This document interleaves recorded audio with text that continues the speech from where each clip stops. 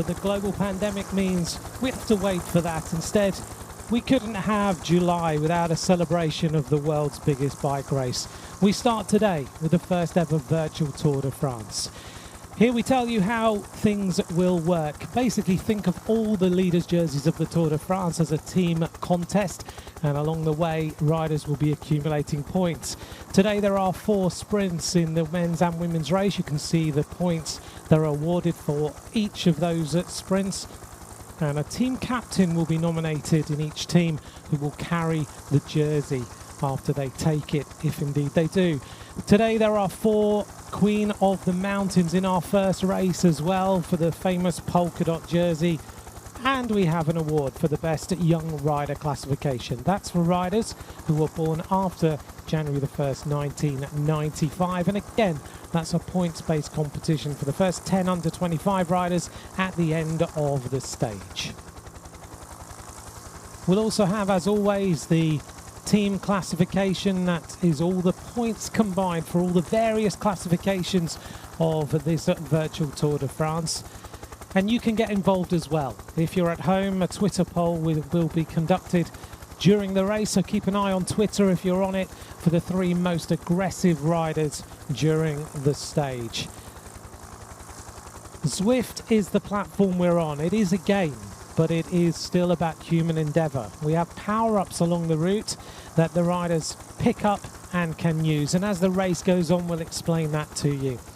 Let's take a look then at the lineups of the women's teams. They are the first race of the day.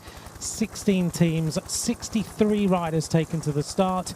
Some big names. 2020's Chloe Dygert is the biggest name in that first list of riders. Here we have the teams as we run through them. We just saw the name of Elisa Longoborghini on the route there as well.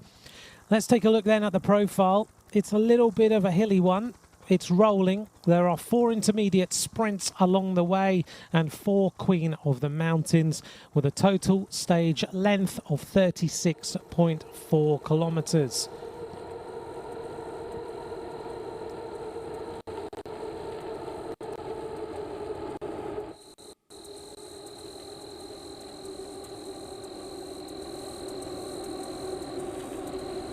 We look down then on the peloton of riders, and riding on the front at this moment in time.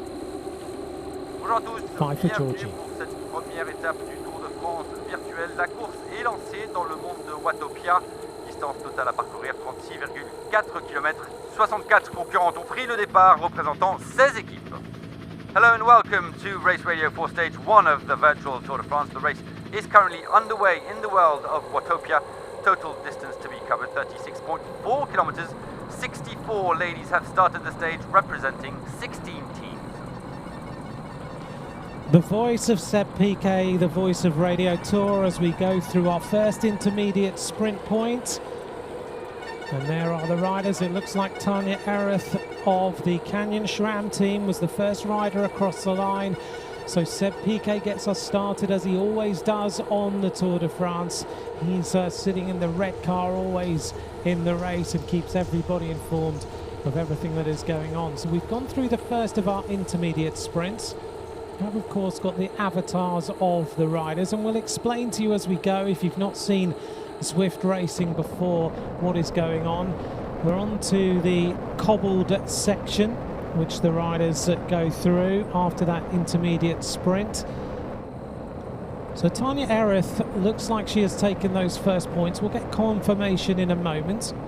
You'll see above the riders these little icons from time to time, and let's just run through the sprint first. So that was the first Witopia Sprint of the day. So it was Ereth from Faulkner of Team Tibco, and then Leah Dixon of Team Tibco. Behind them was Amy Peters, who scored 7 points. So Tanya Ereth taking an early lead in the intermediate sprints competition. So you'll get used to looking at these avatars, and on the right hand side of the screen you can see the different positions. Below the names of all the riders is the description of their watts per kilo. That gives you an indication of how much power they are putting out in comparison to their weight. And it gives you a good sense of how everybody is doing within that group.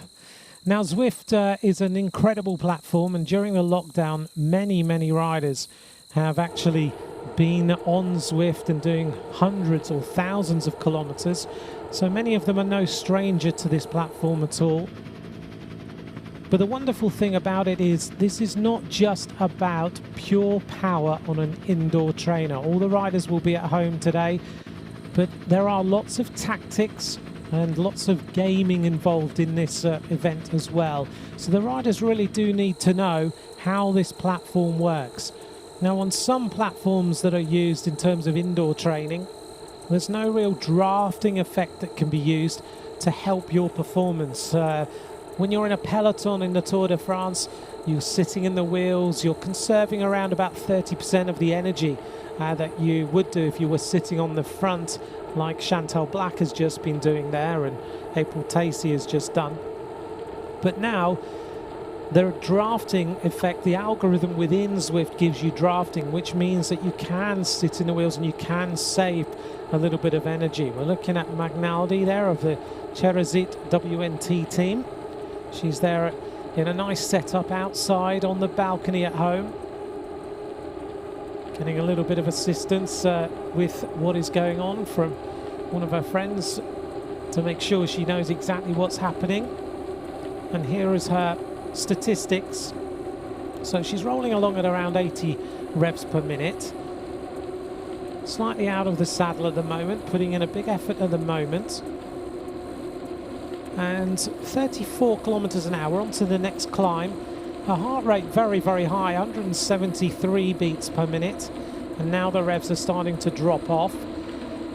So she'll be able to work her way in the group. When you're going uphill, of course, the drafting effect not quite so useful, but when you are sitting in the wheels on the flat, it certainly comes into very good effect. 31 kilometers to go. We've got 4 laps today of what we call the Witopia circuit. We've got 6 stages in total during the Tour de France over 3 weekends. And this course is an interesting one, and for riders who know Zwift very well, they will have ridden this course. Witopia is the virtual island in Zwift before every other land was built within this game itself. So now we have Richmond World Championship course, the Yorkshire World Championship course, and there will be stages towards the end of this Tour de France in France itself. And we will finish on the famed Champs-Élysées, and I've seen that already, and it already looks exactly like the Champs-Élysées itself. So today they're riding on Witopia. It's a punchy little course, some tough little climbs. There's some cobbled sections, and there's a very fast descent down in towards the finish of today's race, and we'll get the opportunity to look at that on a few occasions before we reach the finish itself. So Tanya Ereth took those initial points. She's a rider who knows Zwift incredibly well, rides for the Canyon SRAM team. As we just get some stats there of Kristen Faulkner, who rides for Team Tipco, going downhill at 53 kilometers an hour.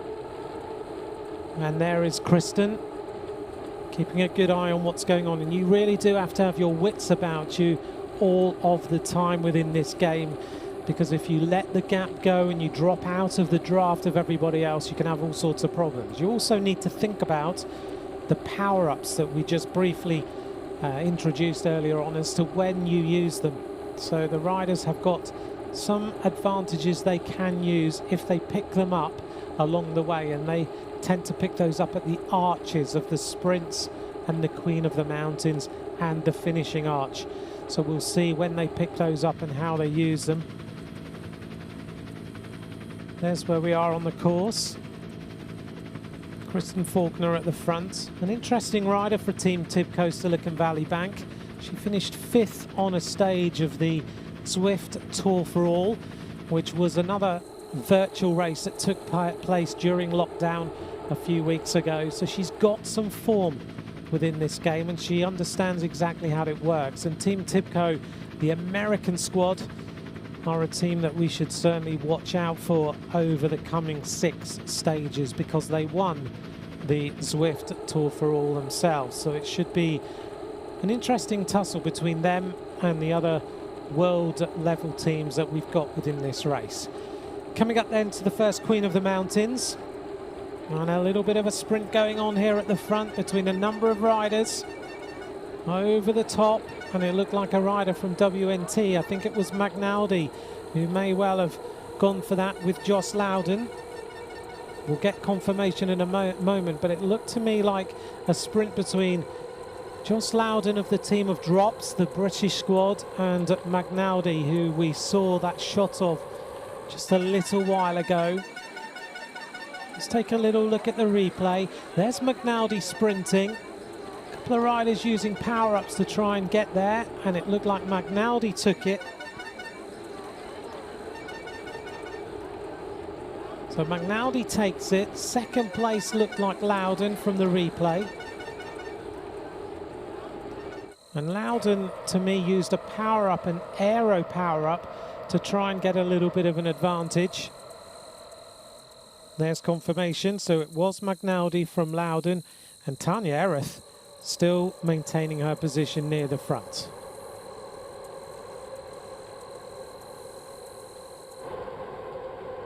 This is the end of the first lap coming up. We're now on to the descent, and a power-up being used by Chantal Black. She's used the aero power-up, so she picked that up underneath the archway. And that aero power-up makes her more aerodynamic for 15 seconds. So she's used that very, very well. Going down the descent, gave her a little bit of advantage. It also saves the legs a little bit. So on the indoor trainer, the legs will just get a little bit of a rest by using that power-up. Coming up then towards the end of the first lap. Now as we go through the line towards the front of the group, Kristen Faulkner from Tanya Erith. Behind Erith is Nerlo. Also up towards the front is Elisa Longo-Borghini, the podium finisher in the Olympic Games. Now if you're watching the avatars here, look out for a number of different things. Watch out for the teams, of course, but see the little icons at the top. You can see the different power-ups that are coming up, and the little van that you see is a drafting power-up. It increases the draft effect by 50% for 30 seconds, so it gives the rider a little bit of a chance to sit in the wheels and draft with the use of less power on the trainer. You can see a little feather above one of the riders there on the left-hand side in that green circle. That's the lightweight power-up. Reduces your weight by 9.5 kilos for 15 seconds, so it gives you a really big advantage on the rest of the riders.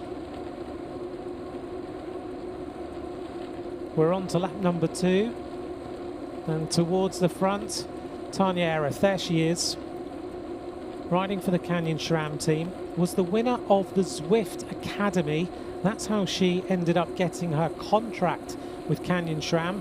There she is on the left-hand side. There's her stat. She's producing 235 watts at the moment. She rode this morning on Zwift nice and early, did 18 kilometers. Just to warm up. She's rolling along at 96 revs per minute. She rides on this platform an awful lot, and as you can see, the heart rate not super high, 157 beats a minute as she rolls along at 35 kilometers an hour. Interesting story of Tanya Erith. She was a doctor in a German hospital. She took part in the Zwift Academy to try and get a pro contract with Canyon SRAM. Never believed that she would. She won the Academy overall, and now she is a full-time bike rider. A very interesting rider to talk to. Looks like we've got a little bit of an attack going on, and it is Elisa Longo-Borghini putting in 8.5 watts per kilo. Now this is a very big attack. 11 kilometers covered. And Elisa Longo-Borghini is trying to go away. Now remember, for the yellow jersey, it's a team contest. There are 4 riders in each team. At the finish line, points are awarded. and the accumulated number of points for each team then give the yellow jersey for the leading team, and the team captain will wear it. So Longoborghini for the Trek Segafredo team with a furious attack, over 400 watts at the moment. Looks like she's not wearing a heart rate monitor, so we can't get an idea of just how much it is telling on her body as she goes away. You can see this is a big move from Elisa Longoborghini. Looks like she's in maybe the bedroom of the house.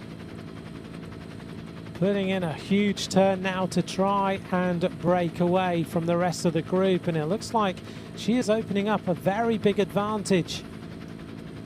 Well, it's a long way to go to the finish. 25.2 kilometers. Heading our way over the bridge. So we've gone over the section of Witopia known as the S's. Now she's coming up to the intermediate sprint. Remember, Tanya Erith took maximum points last time. Looks like everyone's coming back to Elisa very quickly, though. They've sensed the danger, and they come up to her extremely quickly. Tanya Erith took second place, I think, in that sprint, so she'll have accumulated 19 points, and Elisa looks like she's starting to suffer a little bit. She's going to have to get back in the wheels very, very fast. Now, the drafting effect on Zwift, the rider in front almost gives you a cone effect of a draft. And Elisa used a power up there to make sure she stayed in the group. And if you get out of the draft, you really are in all sorts of problems. So we're on to the cobbles. These are near what we call the Italian villas, and we're just going past them now. And we'll go on to the climb towards the front.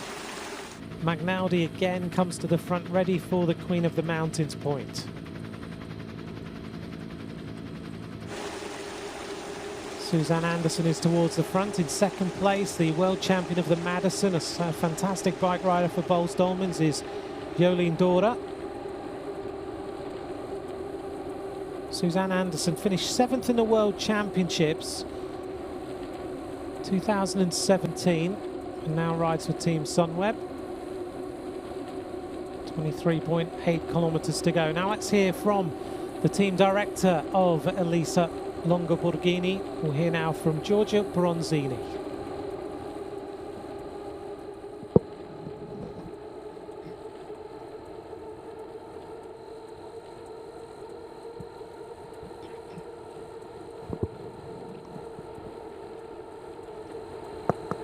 Giorgio Bronzini looking forward to a good race then for her squad. She knows she's got a really strong group of riders within Trek Segafredo. Jolien Dora up towards the front, a very, very good sprinter. Now you'll also be wondering, where are all these thumbs coming from? Well, within the platform, the fans are able to give riders thumbs up, ride-ons as we call them, and it accumulates in the back pocket of the rider. If you look at the back of the avatar itself, you'll be able to see the glowing blue, and the more thumbs up a rider has, the more it glows blue. 47 kilometers an hour. Just a reminder on the screen then, the hashtag is TDF United. Join us for that, because we're supporting 5 cycling related charities during this virtual Tour de France.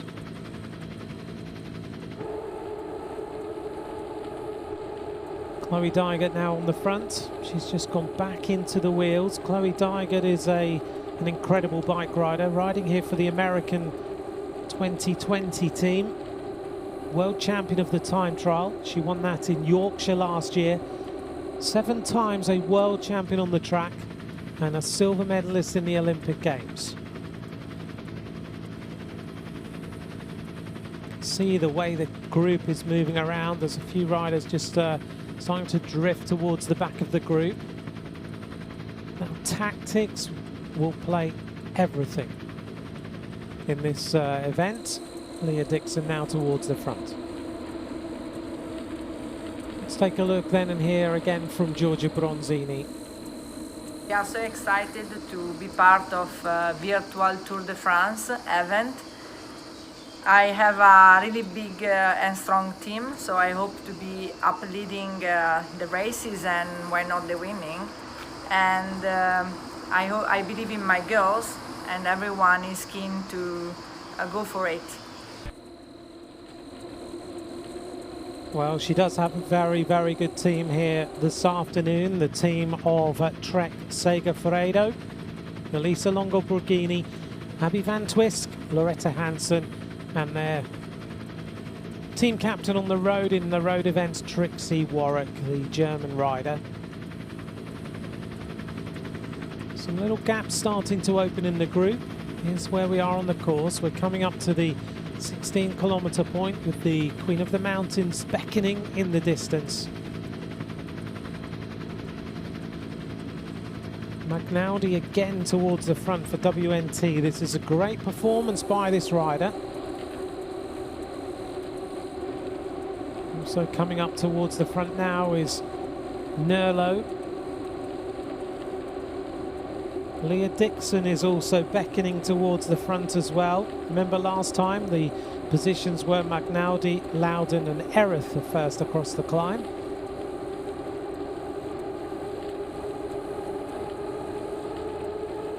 We may well have just nipped over the top of that. We'll get the results. McNally was there. And now we're making our way onto the descent as everyone jostles together. Looks to me like McNally took the points yet again.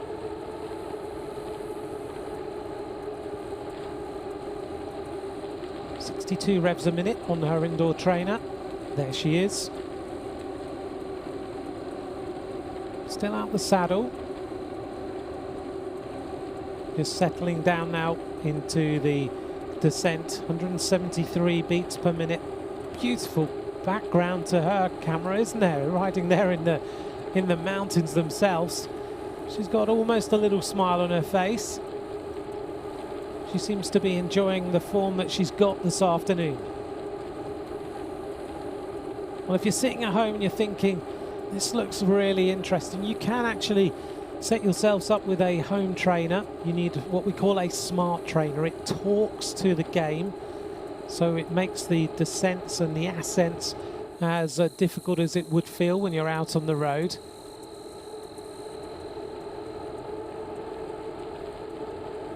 And then you join the platform and you can ride with some of the pros.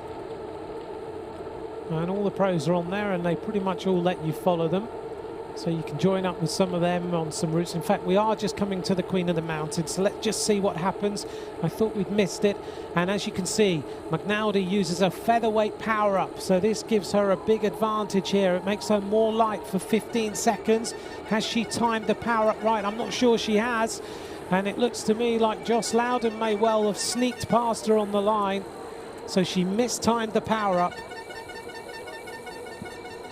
Well, to me, she had that perfectly in use. If she'd used that just a little bit later, McNally would have easily won that Queen of the Mountains. So we're getting a great competition here between McNally and Loudon.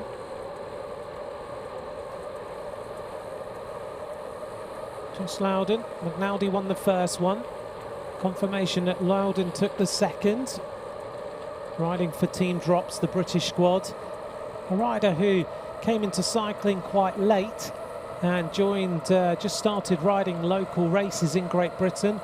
Showed how strong she was and the Drops team signed her up straight away. Fast downhill then. Here's the replay. So the featherweight drop, the featherweight power-up was used a little bit too early, maybe 2 seconds too early. Loudon came powering past her as the power-up went away. So it's going to be a good competition for the last two Queen of the Mountains points. Onto the descent. A few power-ups being used. There is Joss Loudon in the colours of Drops. This British team who had all sorts of problems last season when they lost pretty much all their sponsorship. They've had times when they've thought the team is going to fold, but they've managed to hold on. Varney and the rest of his team have done supremely well to keep this team together. Coming up to the end of lap number 2. We just caught a glimpse there of Loudon on the left-hand side using the Burrito power-up. 25.5 minutes of racing have gone. We're at the midway point.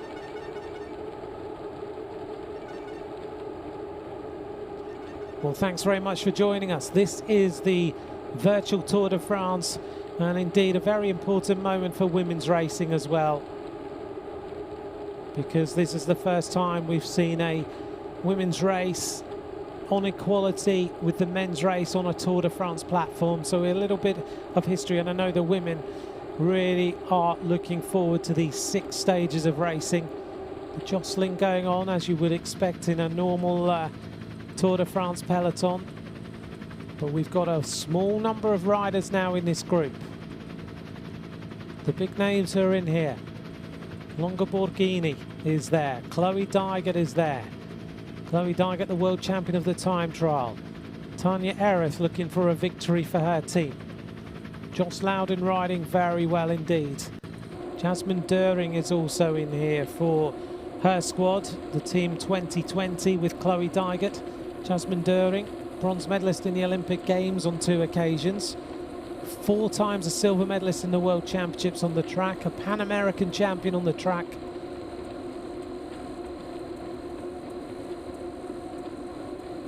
Things have settled down a little bit, as you can see. Kristen Faulkner wearing number 3 on the left-hand side.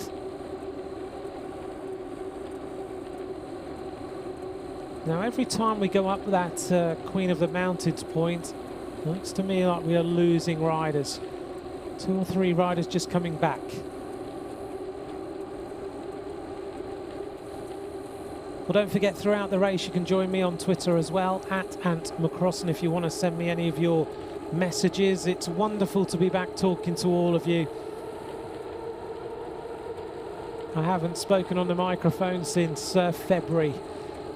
There's the classification for the green jersey. 31 points now to Canyon Schramm, so they lead the points classification for the green jersey. Elisa Longo Borghini goes on the attack again. 43 kilometers an hour. And she's opening up an advantage again of 3 seconds. Elisa using her power to very good effect. But as I mentioned before, it's not all about power, this game. It's about the power you have in your legs, but it's also about your tactical knowledge, and that is the beauty of this specific platform and why the Tour de France has chosen to use it for its 6 stages, because you have to think things out as a rider the same way that you do when you are in a peloton itself. Longa Borghini, 351 watts, 32 kilometers an hour, pedaling along a high cadence, 100 revs per minute.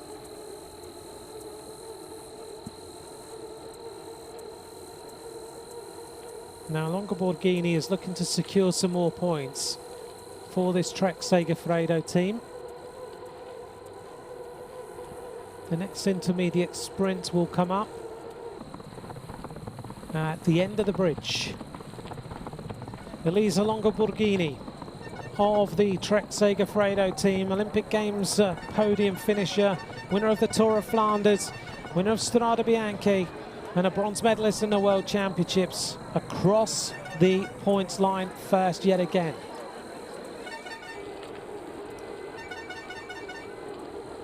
Well, Longa Borghini has certainly decided that she's going to attack over that little climb, descend quickly, secure the points every time, as she is now caught by Hannah Ludwig of the Canyon Schramm team.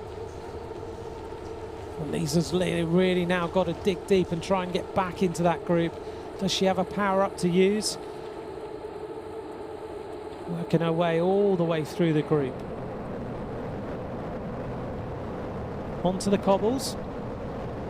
You might not believe it, but some of the smart trainers that these riders ride on actually do rumble when you go over the cobbles as well.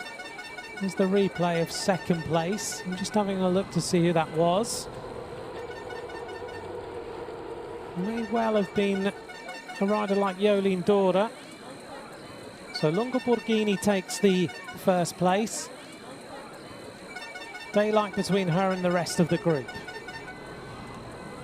Tanya Erith was up there again in third place.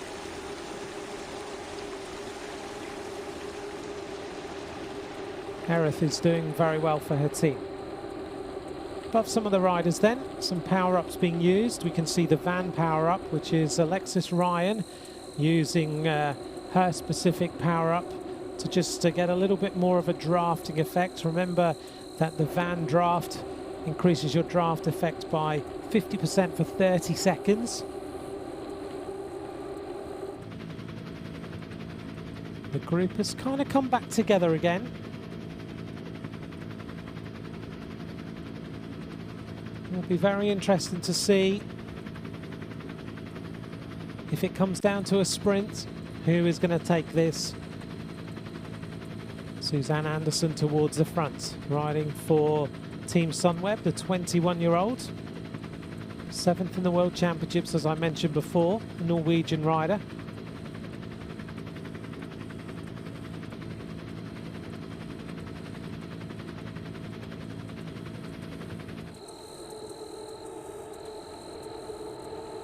Across the next bridge.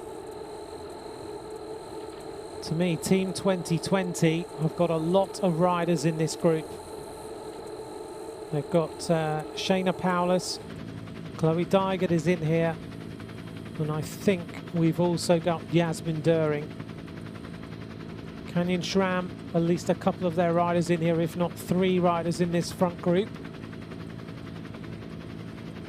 And going now towards the front, the Cherazit WNT rider, and that is Anna Santesteban. Only 13.5 kilometers to go. Now remember, there we are, there's the green jersey competition. So Canyon Schramm with 52 and Tibco on 33 now.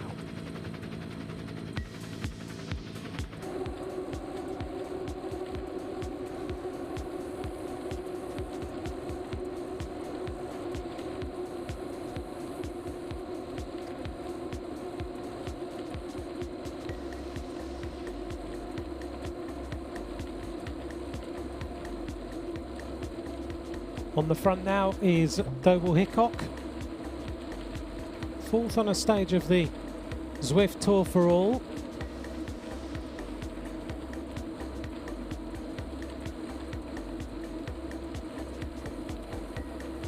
.9 kilometers gone.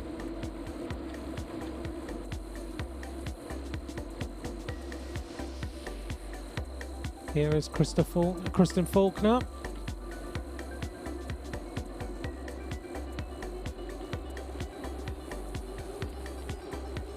And now a little bit of an attack going on as we see a couple of riders at the front.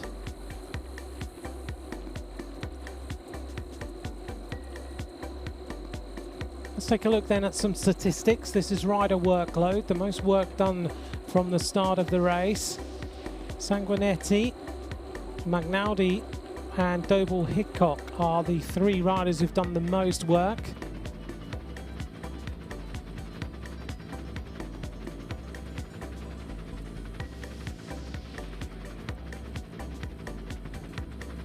Magnaudi up towards the front again. Can she get this right as far as the power-ups and the climb is concerned? So Paladin is now up towards the front as well. Behind her is Joss Loudon.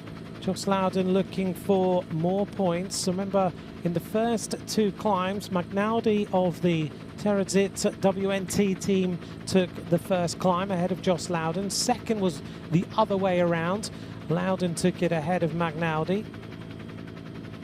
And now it's all about this 3rd climb. Tanya Erith has also been involved in these situations as well.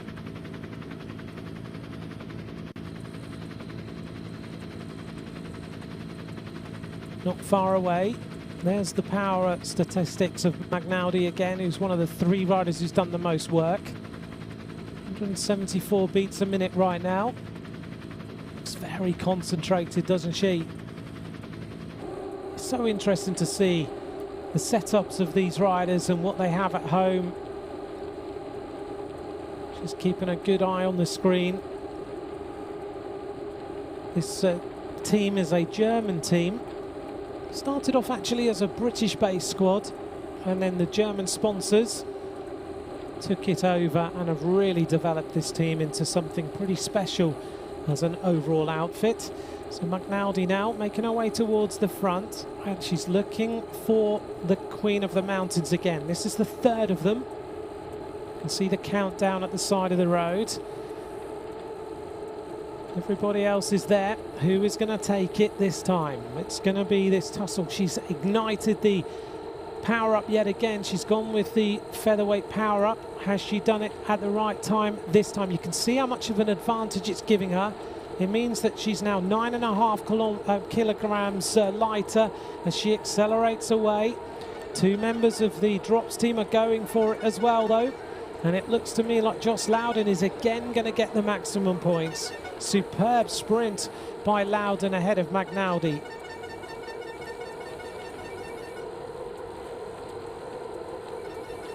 April Tacey was up there, and I think it was Hannah Ludwig this time. Well, at this moment, it is Loudon who is the head of the race as far as the Queen of the Mountains is concerned. Now on to the descent.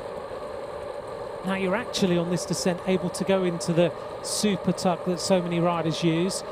If the descent is more than 5.5%, or actually 5%, then you sprint hard, get over 50 kilometers an hour, stop pedaling on your trainer, and you go into the super tuck like Joss Loudon is doing, as you can see. See, she's not even pedaling.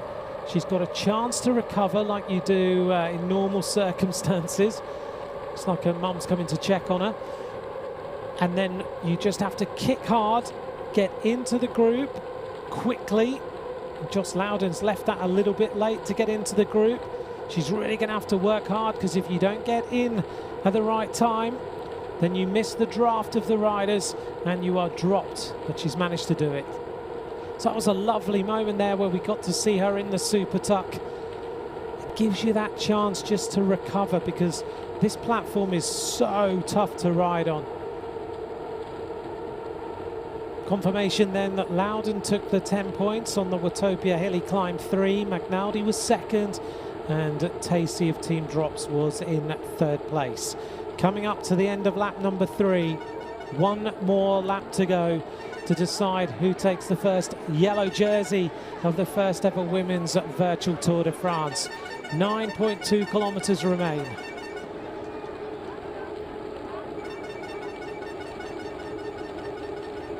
There's the mountains classification points on the right hand side. So Drops are leading with 9. WNT were second. Cheretizit WNT in second was 7. So it's a tussle between those two. 3, 2 and 1 points each time. So Loudon just has to try and secure first or second place on the climb, and she'll take it.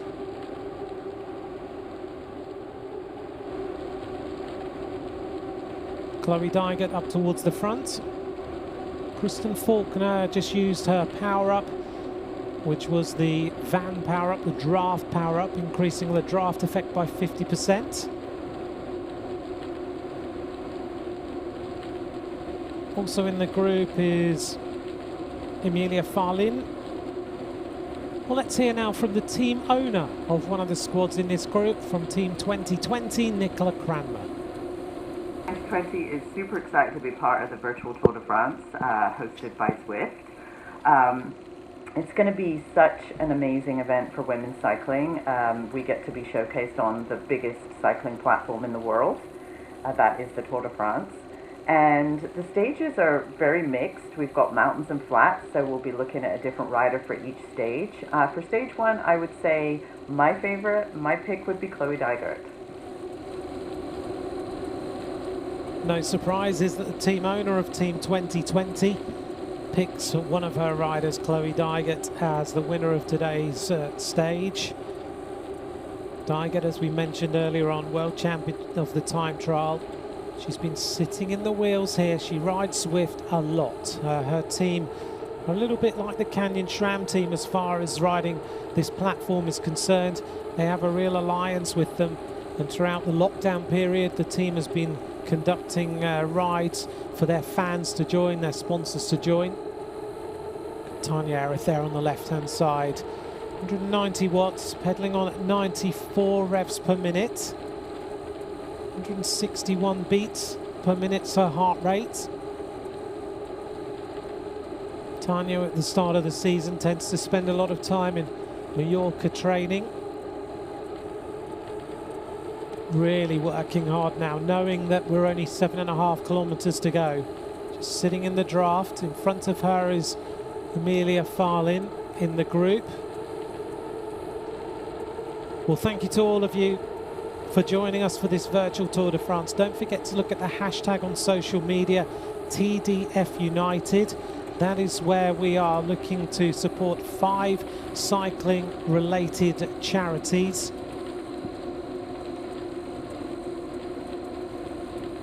One of them is Quebeca, which is the African charity that is linked so closely with Team NTT. A few questions on Twitter from you, so thank you very much as we head towards the conclusion. Wendy, no Mitchelton Scott riders in the women's race, but they are in the men's race that will be coming up after this. Taking a look at who is in this group. Who can win this stage? Well, Jess Pratt is in here, another member of Canyon SRAM. She was the last winner of the Zwift Academy. As we head now towards the intermediate sprint, who is going to take it this time? A power-up used to secure that one. Chantal Black, former world champion. So Chantal Black secures some points for her Bowles-Dolman's team.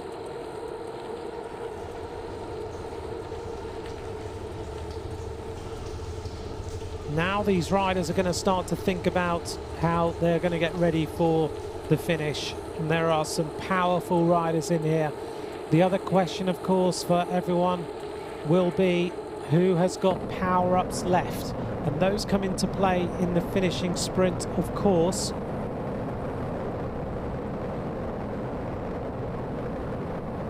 If you can use anything in the sprint, as we get confirmation of the Witopia Sprint 4, Chantal Black, or Chantal Vandenbroek Black as we should call her now. She'd recently got married, 10 points.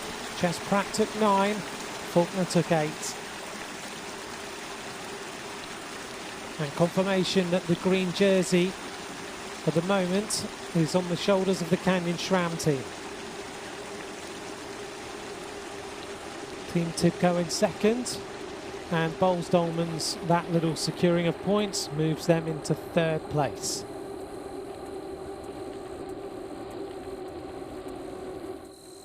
Aurelia Nerlo now on the front, riding for the CCC Live team.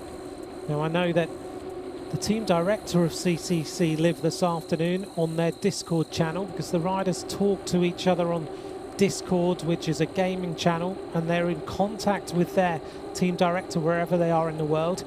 Interestingly, this afternoon their team director is Ashley Moolman-Passio, who knows this platform extremely well. She told me beforehand she hopes that Soraya Paladin can do something this afternoon for CCC Live. Leah Dixon is also in this group. Leah Dixon, first a winner of a stage of the Zwift Tour for All.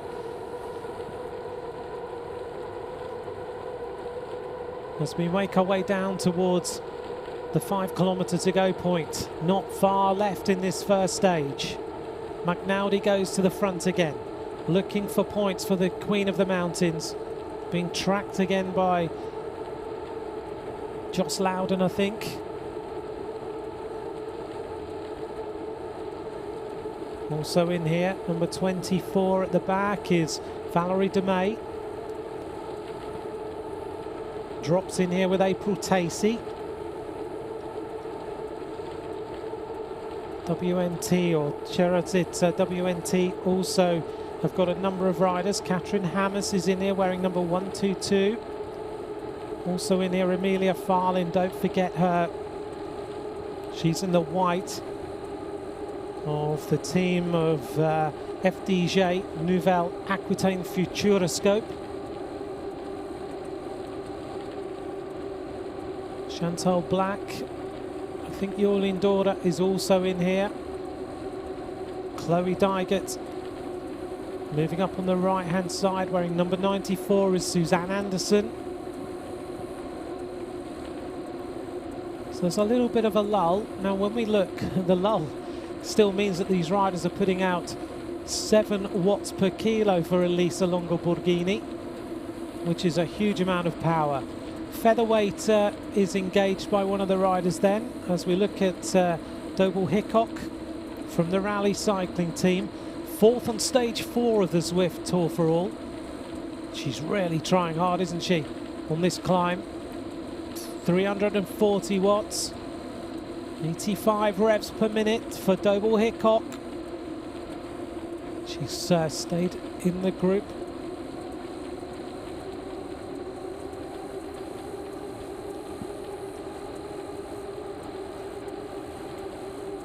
Doble Hickok going downhill now. Now don't forget, we're getting towards the end of this stage. Please go on Twitter if you're on that social media platform, and you can vote for the most aggressive rider on Twitter. Look for the information on the Le Tour de France Twitter feed and vote for the most aggressive rider. The hashtag is TDF United. You can be part of making the decision on who is the most aggressive rider of the day.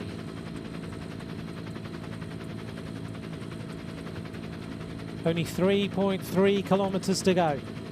Who is going to win this stage? Still McNally towards the front, looking for points on the Queen of the Mountains. Dygert is always near the front now. Chloe Dygert, can she bring home a victory for Team 2020? It's a very important moment for these riders. The Tour de France platform, as far as women's cycling is concerned, is a huge platform for them. It's a great sport. It's growing all the time, and these riders deserve to be getting the coverage they're getting. McNally now looking, as she got a power up. There's a featherweight power up being ignited, and that's by Kristen Faulkner.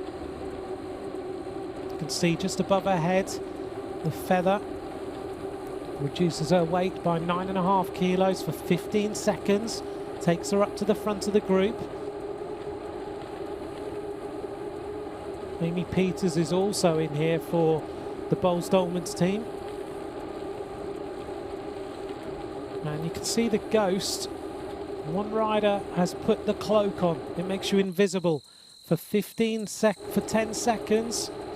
Who has gone away? It's Chantal Black who used the cloak. So did Erica McNally. She's also used it. She moves up. That's a great move here by McNally. She's used her power up, the invisible power up, so the other riders couldn't see her attack. Now the lightweight power up being used by one of the drops riders, which I think is Joss Loudon. Look, there goes Joss Loudon now. Huge attack by the drops rider. What a competition we've had between McNally and by Joss Loudon, and it looks to me like Loudon is going to secure the points. Oh, McNally goes. McNally takes it. Well, we wait then for the decision. So that is it. WNT may well have finished second, I think. Loudon should secure the Queen of the Mountains points, I think, for her team. Look at the mountains in the background for McNally. What a lovely place to be on your balcony, riding a Tour de France stage. Right, we are near the finish line, 1,300 meters to go. Who can take this victory? Remember, it's a tactical finish. If there are any power-ups to be used that are in the pockets of these riders, they will use them in the last few hundred meters. A little group now going under the red kite. 1 kilometer to go. McNally is in here. Faulkner is in here. Dygert is also here. Towards the front, Hannah Ludwig of Canyon SRAM. Leah Dixon is here as well. Leah Dixon of Tibco, Silicon Valley Bank. She's been a rider who's won lots of Zwift races. She knows exactly how this works. Confirmation on the left-hand side of the screen. The most aggressive rider is Elisa Longo-Borghini. She will be given the red number. Right in towards the finish, a swooping right-hand turn. 370 metres to go. On the front is Chloe Dygert, who puts her power up into force. Chantal Black is going to try and challenge her. So it's Dygert. Across on her right-hand side is Chantal Black, but Dygert is going for it, coming through the middle. Looks to me like it could be April Tacey of Team Drops. Tacey is going to do it. Tacey takes the victory for Team Drops on the first ever stage of the Women's Virtual Tour de France. What a sprint that was. Superb racing. Well, Chloe Dygert ignited a power up, but I think she did it just a little bit too early. What a stunning performance.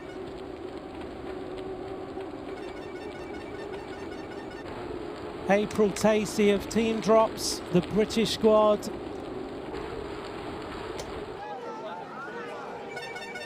Here comes the sprint, the replay.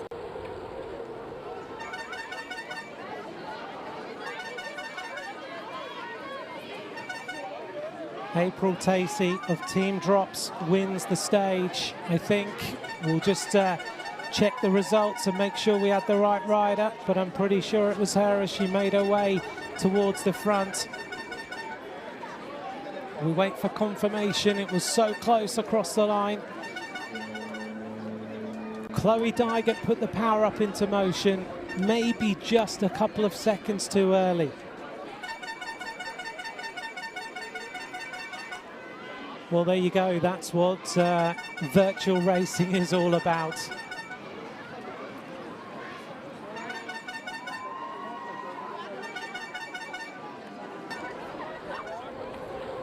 Let's take a little look as they sprint for the finish line. Dygert was up there, didn't quite get. They were all putting power-ups into motion for that finish. Big group coming in.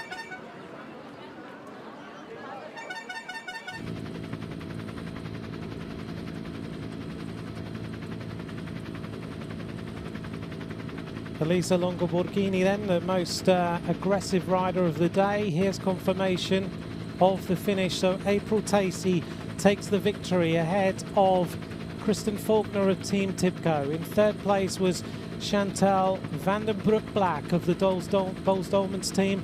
Leah Dixon of Team Tibco in fourth. Chloe Dygert of Team 2020 in fifth.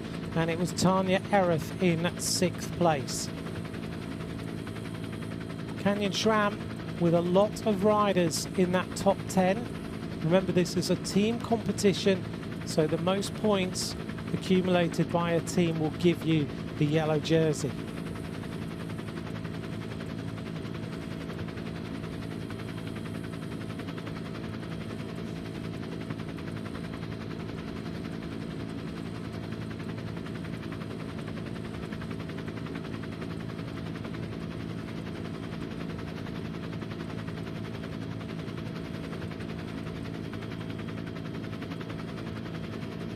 We'll wait for confirmation of the maillot jaune, the yellow jersey.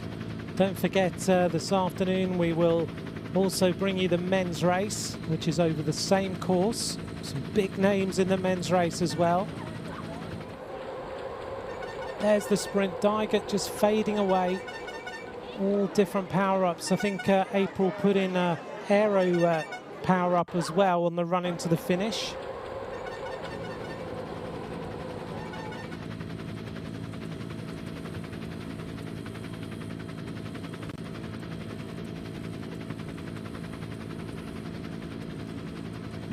Down in Witopia, which looks a little bit more like the start of the Tour de France we were expecting in Nice. Certainly does look like a Tour de France finish. When I saw this a few weeks ago, the first ever variation of this course, we had a little bit of a run through and all of us said, wow, this really does look like a Tour de France finish. It's fantastic. There is April at the end of that very tough event indeed. But what a sprint by this rider.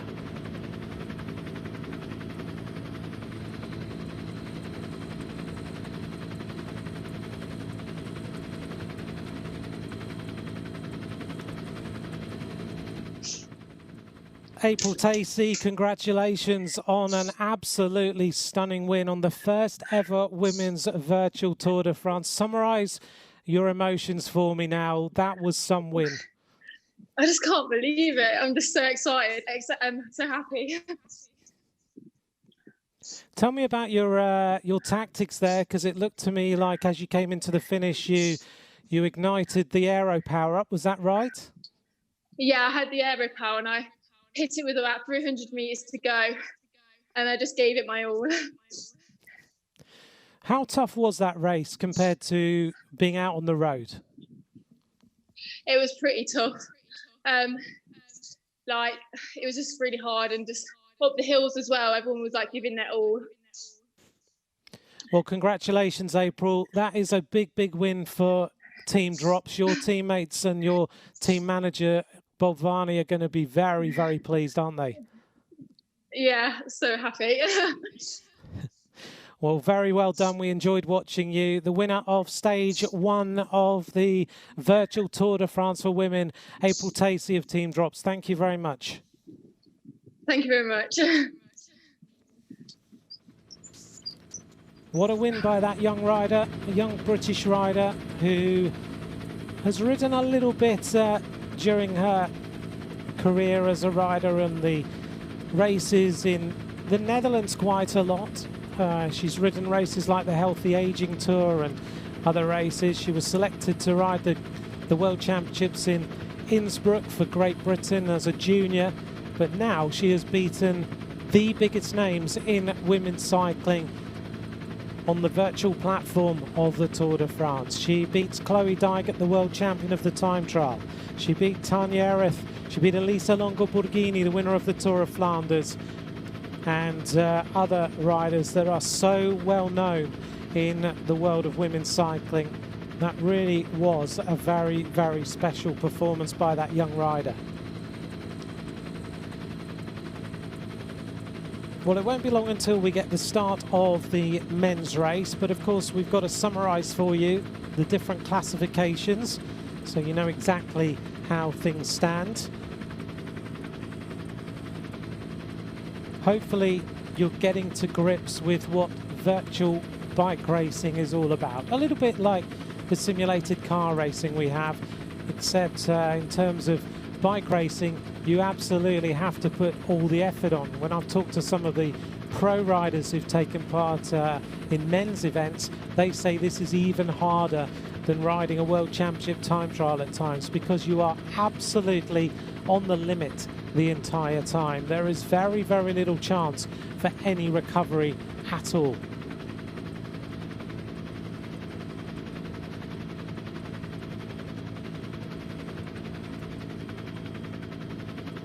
Well, the men's race will be held on the same route. Don't forget that during the men's race as well, you've got the chance to vote for the most combative rider. In the women's race, it was Elisa Longo-Borghini of the Trek Segafredo team. She certainly ignited the race quite often.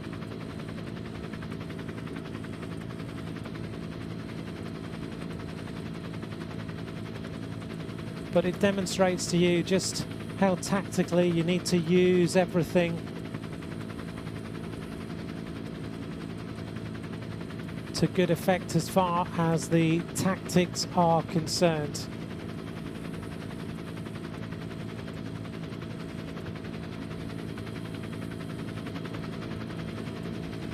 So we're just waiting for the various classifications.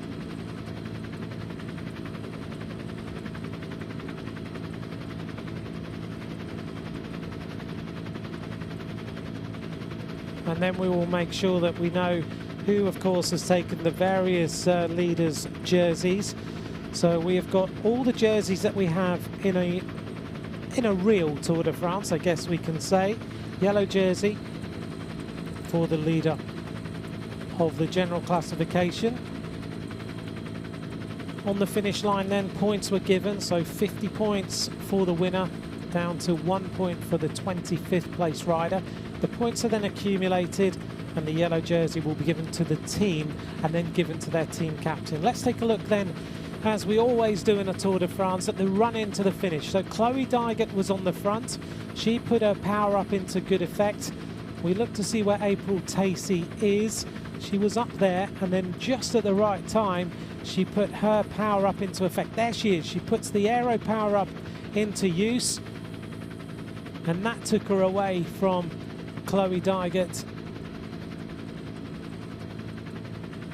She pressed the button on the power up at exactly the right time.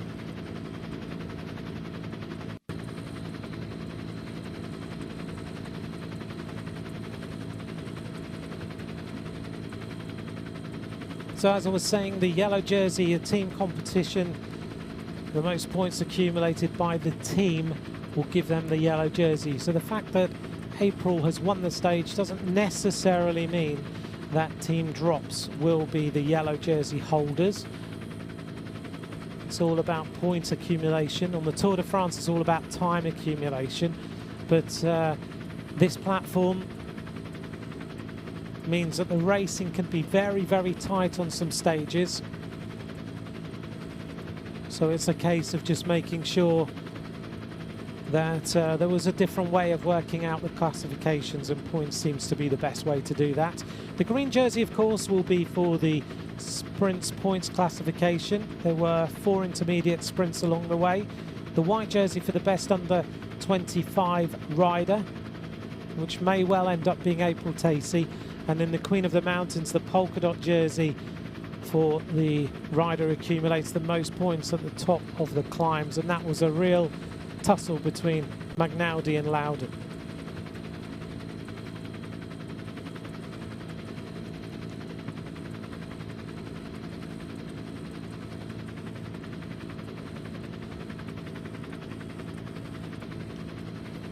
Well, in a few moments we'll bring you the classification of today's stage. There's no doubt who the winner was.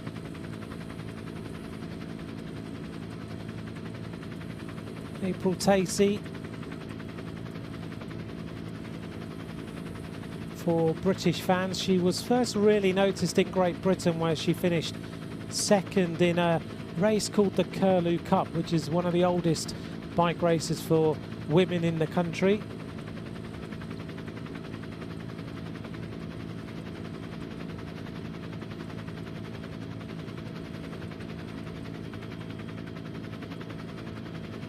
As we look down on the finish line, we will of course be going to the men's race very soon, because the men have just started on this first stage of the virtual Tour de France.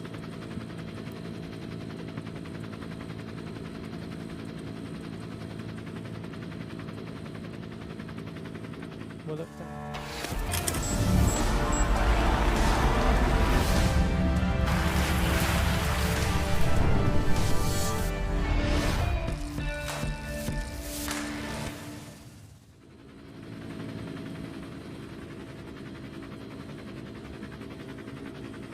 Now to the men's race.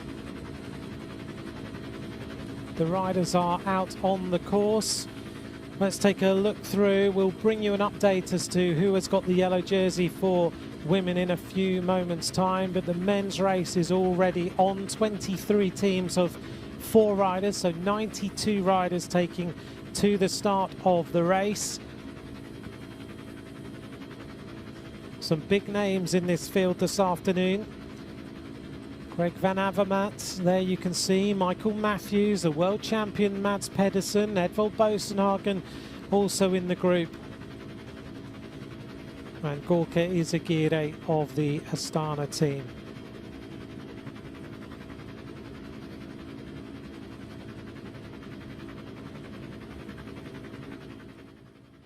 Here's the route that the riders face. And of course, it's the same as the women, so no changes at all. 4 intermediate sprint points along the way, and 4 King of the Mountain, sorry.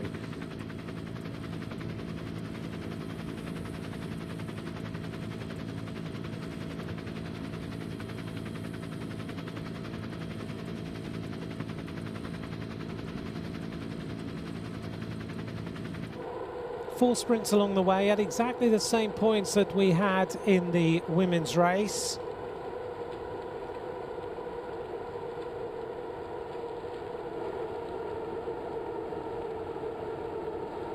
And in this field this afternoon. Bonjour à tous, bienvenue sur Radio Tour pour la première étape de ce Tour de France virtuel. La course est lancée dans le monde de Witopia. Distance totale à parcourir 36,4 km. 92 coureurs ont pris le départ de cette étape, représentant un total de 23 équipes. Hello and welcome to Race Radio for stage 1 of the virtual Tour de France. The race is currently underway in the world of Witopia. Total distance to be covered 36.4 kilometers. 92 men have started today's stage, representing a total of 23 teams. Interrupted by the voice of Seb Piquet, the voice of Radio Tour of the Tour de France, and this is the men's peloton coming up towards the first of our intermediate sprints. There are 4 intermediate sprints. If you joined us for the women's race, the rules and the tactics are similar, all the same, depending on how you use them. A big peloton of men though, so the drafting effect is even greater within this peloton this afternoon. In the field, just to run through some of the names for you as we keep an eye on this first intermediate sprint, which comes up at 2.78 kilometres. Mathieu van der Poel is in here. Greg van Avermaet is also here. Alex Dowsett of Israel Startup Nation. Daryl Impey of Mitchelton Scott. Edvald Bosenhagen of NTT. Michael Matthews of Team Sunweb. Pavel Sivakov, Mikhail Kwiatkowski, all in the field this afternoon. Now we're getting towards the first of our sprints. 10 points for the winner, and again it's a team contest, so it will be about who has accumulated the most points for the team at the end of the race itself, and the team is given the jersey. Again, a few power-ups being used by riders, and this is Schelling going away at the front of the race now. So Schelling just trying to get a little bit of an advantage on the rest of the field. Big attack. But who's going to get across the line first? Looks like one of the NTT riders. Van Rensburg is going for this. Tyson now. Thiessen is going to take it. Oh, Daryl Impey goes through, and on the line, looked to me like Daryl Impey took it. Yellow jersey, of course, stage winner of the Tour de France. Daryl Impey secures the first points, I think, there in that intermediate sprint ahead of Thiessen. And I think Tiller was in third place. But that was a big move by Daryl Impey to secure those first points.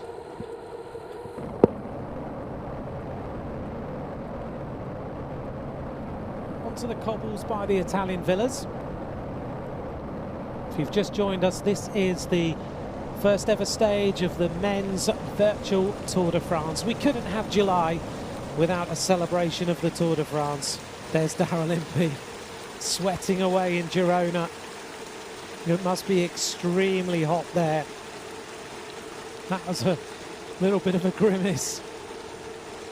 Right in for the Mitchelton Scott team. They've had a few trials and tribulations in the last week. Had that sponsorship deal, which was apparently signed with a new foundation, and then Jerry Ryan, who's put so much money into Australia cycling in the last few years. He then took away the deal, and he has taken back over the team and changed the management around. So Daryl Impey, as you can see on the left, has got the power-up going, the van power-up, so that gives him an advantage. Putting in 437 watts now, 54 kilometers an hour. A little bit of a fast downhill section till we reach the King of the Mountains point. Daryl's been riding quite a lot on Zwift over the winter time, over the lockdown, winter and during lockdown. He's level 23 on this platform, so there are different levels. You start at 1 and you work your way up, depending on how many kilometres you cover. Daryl did a lot of riding on this platform during lockdown. He's done 4,127 kilometres before the start of today's stage. Stage winner, of course, in the Tour de France. And he's joined us on some rides over the lockdown period. Less confirmation though. So Impey took the first points ahead of Thiessen of Lotto Soudal and Van Rensburg of the team of NTT in third place. So the African team, South Africa being very well represented here. A South African taking first place and a South Africa taking third place. Very good moment for the African riders. Canadian rider now on the front from Team Rally. This is Matteo Dalchin.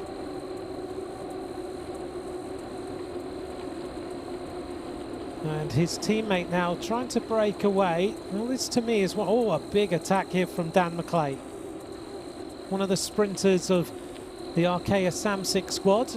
Dan McClay maybe just used a power up to get away, puts in 8.3 watts per kilo. Dan McClay, before the start of lockdown, was becoming one of the major lead-out men for Nasser Bouhanni. Dan McClay is left behind there as another big attack goes on. McClay putting in 875 watts as Raphael Valls goes past him. This is one of the Bahrain McLaren squad. Raphael Valls, winner of the Tour of Oman in 2015. As he spins his way up the climb. Behind him is Gianni Vermeesch. Vermeesch is one of the top cyclocross riders. Member of Mathieu van der Poel's team. And Raphael Valls looks like he's going to be brought back here as he revs along at 82 revs a minute, doing 40 kilometers an hour. 6.2 kilometers already covered. The mountains points come at 7.5. And there is Raphael Valls there on the left-hand side. Swimming pool in the background ready to jump into when he gets off the bike, because it's going to be extremely hot. He's chosen to ride outside today. 515 watts being put in. 45 kilometers an hour as this peloton rolls along. So if you've just joined us now, we are on the Zwift platform, and the beauty of this platform is that drafting really does work. It's not just about pure power. So drafting works, and the power-ups, the 5 different power-ups we have, also mean that tactics and gameplay awareness are also very, very important for all these riders. You can't really just jump on this platform, have a go and win. You kind of need to understand how it works. Don't forget you can vote for your most combative rider today. If you look at the Tour de France Twitter feed, you can go on there, vote for your rider you feel is the most aggressive rider of this race. As we see Edvald Bosenhagen now arriving at the front. Huge attack on the right-hand side. This looks like maybe Philip Valsleben of the Alpecin Phoenix team. Going across the line first ahead of Raphael Valls. And it is Valsleben. Now, Valsleben is one of the top cyclocross riders in the world, a member of Mathieu van der Poel's team. Van Kiersburg goes to the front. Behind him is Freddy Ovett, and he goes into the super tuck. And for those of you who've just joined now, the super tuck is ignited if you are doing over 50 kilometers an hour on a descent of over 5%, which this one is. And you just literally stop pedaling And if we saw a camera shot of the riders on this descent, you would see that they've stopped pedalling and they go really quick downhill as Mathieu van der Poel goes to the front in the super tuck. Confirmation then on Witopia Hilly Climb 1, it was Walsleben ahead of Raphael Valls.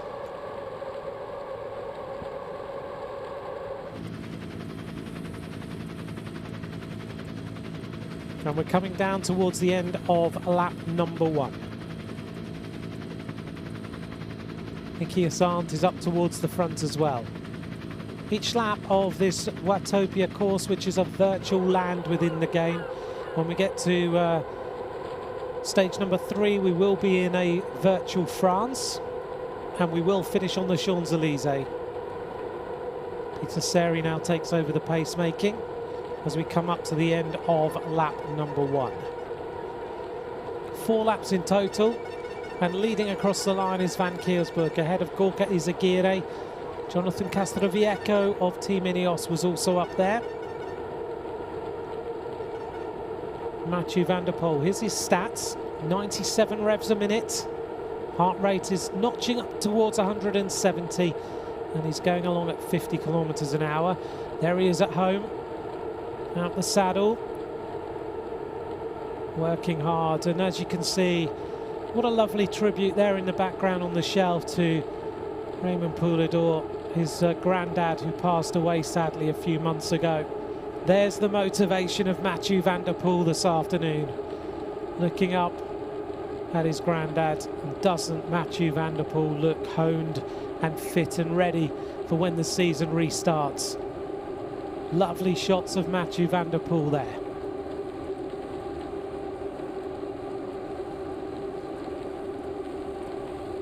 Well, van der Poel looks very comfortable, just keeping the pressure on. 172 beats a minute. And the peloton on the right hand side of the screen, a few power-ups being ignited.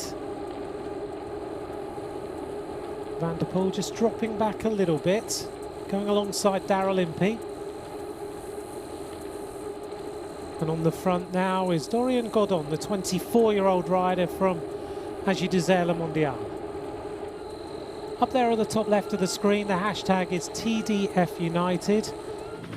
And we are also, during this virtual Tour de France, raising as much money for 5 cycling-related charities as possible.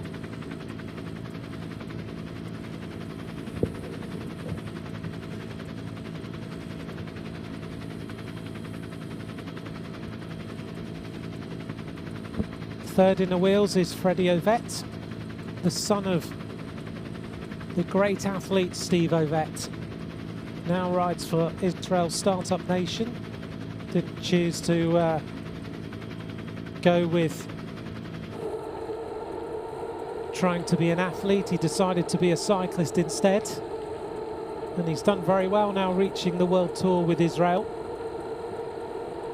He was a stagiaire at one point with the BMC team, which has now become CCC. Tends to train with the riders down in Monaco. And here's some stats on the screen of Greg Van Avermaet. 523 watts. Oh, this is hurting, isn't it? Look at that. If you think that simulated bike racing is easy, have a look at the face of Greg Van Avermaet. That is hurting, and hurting a lot. That was a huge effort then.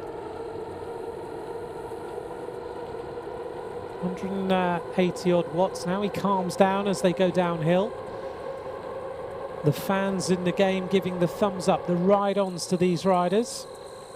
And we're getting close now to the intermediate sprint. Remember, Daryl Impey took the first one. Who's going to score the points this time? Another big sprint at the front. Looks again like a Mitchelton Scott jersey. Using a power-up as well. An aero power-up being used. Let's see, I don't know who was across the line. It was Impey again who took the points. Pretty aggressive riding from the South African. So he's scored maximum points so far. Each of the intermediate sprints, 10 points on offer. Van Kiersberg on the front, 52 kilometers an hour. So we've gone across the JWB bridge, And now we go on to the cobbles past the Italian villas. Confirmation of Witopia Sprint 2. Impey took 10 points. Seri took 9. Tiller of NTT was in 3rd. Murphy in 4th. And Nick Schultz of Mitchelton Scott was also in the group and took 5th place. So good job here by the Mitchelton Scott riders. They passed the waterfall.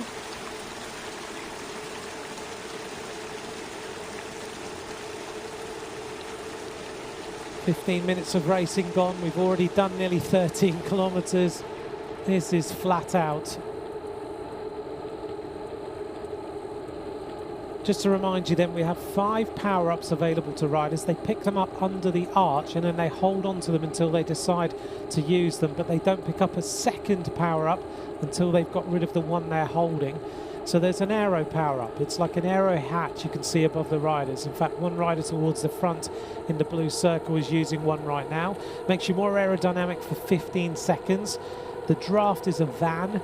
Increases your draft effect by 50% for 30 seconds. The breakaway burrito is a brown coloured power-up above a rider. Makes you undraftable by the other riders for 10 seconds. The lightweight power-up is used on the climbs predominantly, 9.5 kilos lighter for 15 seconds. And then the cloak, the ghost, makes you invisible to others for 10 seconds. Now, Greg Van Avermaet is in here from the CCC team, and he's looking for the victory, the Olympic champion. Let's hear now from the head of performance of CCC, Marco Pinotti. When we plan the race, we try to get as many riders involved as possible from the team. So we don't have a very specific goal for the overall, but the goal is to have to give everybody the platform to take advantage of the visibility of the Tour de France. We will go with stage 1 with Greg Van Avermaet as our team leader, while in stage 2 we have 4 good riders, strong, that will look for their own chances in what I think is an open course. Marco Pinotti, or the Professor as he was known in his career, now guiding the CCC team as the head of performance. So he goes with Greg Van Avermaet. As you can see, the various power-ups being used on this little climb. The green featherweight reduces the weight by 9.5 kilos for 15 seconds. So riders putting those into good effect here as we go uphill. Van Avermaet using one of them. He just sits down. Already getting towards the midway point of this stage. Freddy Ovett is the rider setting the pace on the front, doing over 6.3 watts per kilo, while Slaben, the cyclocross rider, is up there. And cyclocross riders will be very good at this sort of event because it's high intensity for 1 hour, and that's exactly what they train for. Freddy Ovett on the front. Coming alongside him now is Pavel Sivakov. Sivakov now puts in the aero power-up, making him more aerodynamic for 15 seconds as he starts to drag his way clear of the rest of the riders. Sivakov of Team Ineos, 22 years of age, winner of the Tour of Poland, winner of the Tour of the Alps. You can see the constant moving within this peloton, and it really does show you what how a peloton does move around, that washing machine effect at the front. And it's the same on Zwift. You have to be really on your game the entire race. You just cannot let anything go. I've ridden a couple of Zwift races during lockdown and they are so hard, extremely tough. Ovett sliding his way back into the draft to get a little bit of respite. There he is on the left-hand side. 2 fans blowing the hair. And 352 watts, over 100 revs per minute at the moment as he goes 43 kilometers an hour. And those fans, they are desperately needed. You get so hot. Looks like it's a very sunny outside as well. He's got all the blinds down, trying to be as cool as possible. physically demanding, mentally challenging as well. You really, when you talk to the pro riders about these races, they say you've mentally got to be in a very, very good place because this hurts, and it hurts a lot. Coming up then towards the second King of the Mountains, and Gastauer goes clear. Other riders moving up. One of the Alpecin Phoenix riders is going to try and take the points, and again it's Walsleben. Philip Walsleben, one of the World Cup cyclocross riders. Bosenhagen was also up there. And Freddy Ovett takes over at the front. Team NTT well represented this afternoon. Ryan Gibbons now goes to the front. Ryan Gibbons has been riding quite a lot of Zwift. He's done over 7,000 kilometres on Zwift. And in the last 7 days, he had done over 230k in preparation for today's race. Into the super tuck for these riders now. Van Kiersbroek goes to the front. Through the 1 kilometre to go point to complete this lap. At the end of lap number 2.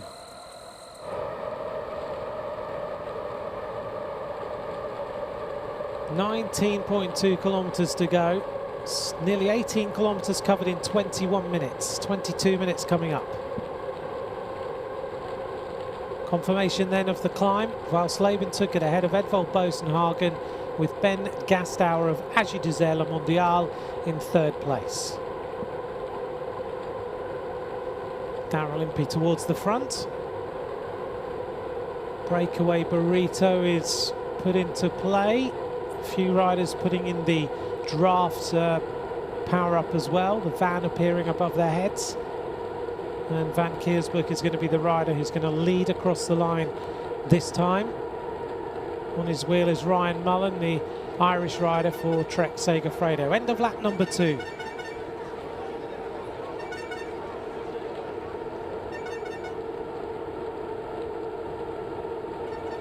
Matteo Dalcin was up there for Team Rally, 29 years of age, former Canadian road race champion. He's won a stage of the Tour of the Gila, a stage of the Tour de Beauce, and he's been, as I said, the Canadian road race champion.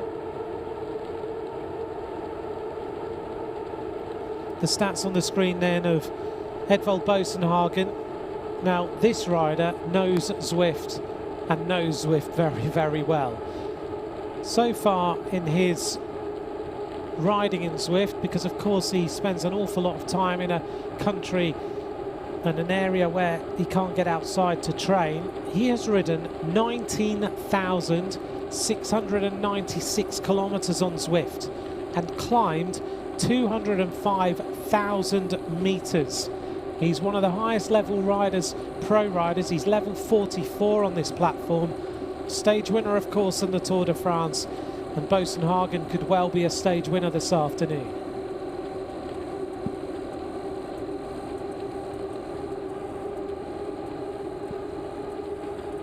Ryan Gibbons, one of his teammates, is near the front as well. Jonathan Castronoviecco, the superb time trialist in Team Ineos, he's near the front of the group. De Koning Quick-Step are also represented. So De Koning Quick-Step with Peter Seri. We're midway point now on stage number 1 of the virtual Tour de France for men. Let's hear now from that team director of Team NTT that we've been talking a lot about, Bingen Fernandez. This virtual Tour de France is giving us another opportunity of racing, different kind of opportunity that is going to add some more excitement to the public, to the riders, to the fans. So it's a good challenge and we're ready for it. So the first stage is a flat stage, so it's a kind of dynamic stage where we're gonna have teams and people attacking, and then we're gonna have other teams that they wanna try to control the race to arrive into the sprint. So in our team we have Edvald Bosenhagen, who is our guy for that day. Bingen Fernandez, the team director of Team NTT. Well, he's highlighted his rider Edvald Bosenhagen as the possible winner this afternoon. Well, Bosenhagen just knows how this platform works, so there's a really good chance that he could take the victory. Don't forget, this afternoon you can decide who is the most combative rider of this race by going on to the Tour de France Twitter @LeTour, and you can vote for who is going to be the most combative rider of today's race. Shelling now towards the front. Dion Smith takes over, heading towards the next of our points on the route, which is the third of our intermediate sprints. Darryl Impey has taken the first two. A few power-ups being ignited here. Who's going to be first across the line? Looks like a Jumbo-Visma rider, Mike Turnesen this time. Mike Turnesen takes it, I think. We'll get confirmation in a moment.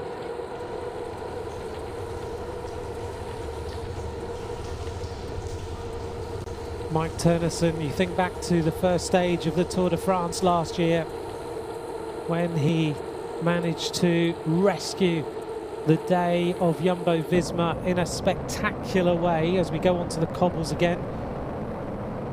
They were riding for Dylan Groenewegen, he crashed, and on the run to the finish Mike Turnesen chased the victory. We'll just get confirmation then. Sprint was taken by Turnesen ahead of Edvald Bosenhagen, with Van Herke in third, Van Avermaet in fourth, and Darryl Impey secures some more points for his Mitchelton Scott team.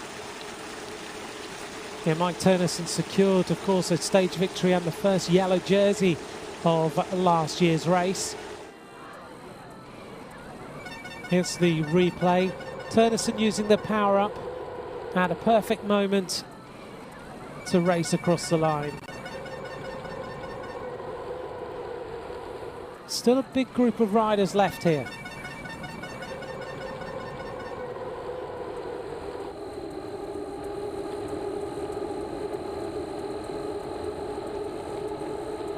Thanks very much for joining us for the first ever virtual Tour de France. Vote now for your most combative rider at Le Tour, as Peter Seri and Edvald Bosenhagen are up towards the front of this peloton. We're on this virtual platform, simulated racing, but the riders still have to put in as much effort as you do if you're riding on the roads of the Tour de France. As you can see, Mike Turnesen there on the left-hand side at home, 338 watts, rolling along 90 revs a minute. He's sitting in the draft of the rest of the peloton. The heart rate's still up at 165 beats per minute. So you can see how hard he's having to work just to stay in there at the moment. A steady 50 kilometers an hour. 28 minutes of racing, 23 kilometers covered. If you'd like to get in touch throughout this virtual Tour de France for men and women, please get in touch with me at Ant McCrossan on Twitter. We'll take some of your questions when we get a chance. All the riders at home or somewhere on a training camp, we're all at home too, which is the first ever experience of commentating from home, but it's very different, but we're all getting used to the new normal. As we see Mike Turnesen now rolling through to the front. Just behind him is Christian Sporagli, who is one of the riders of Alpecin Phoenix.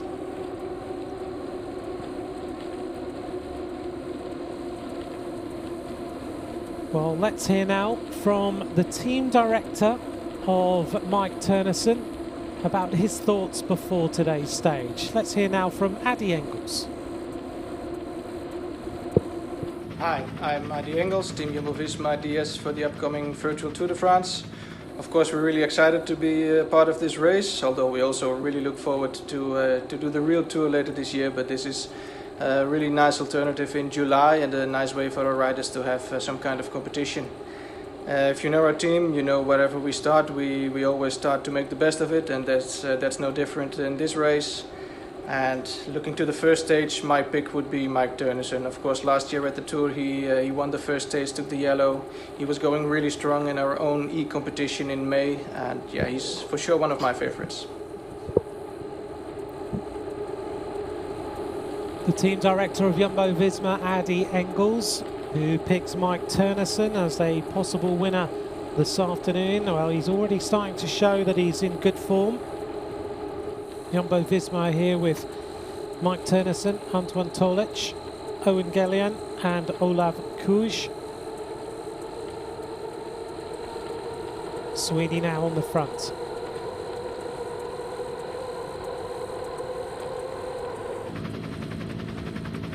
Ryan Gibbons working his way through as well. So 3 intermediate sprints have happened. Darrell Impey's won 2 of them. We're getting close to the next climb of the day, and that is the climb on this Witopia hilly course. Sivakov is starting to get into this ride now. During lockdown, I rode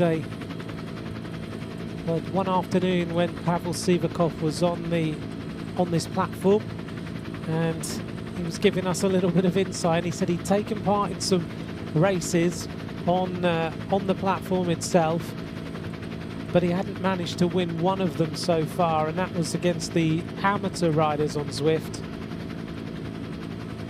So he was trying to work out how they were managing to beat him so much.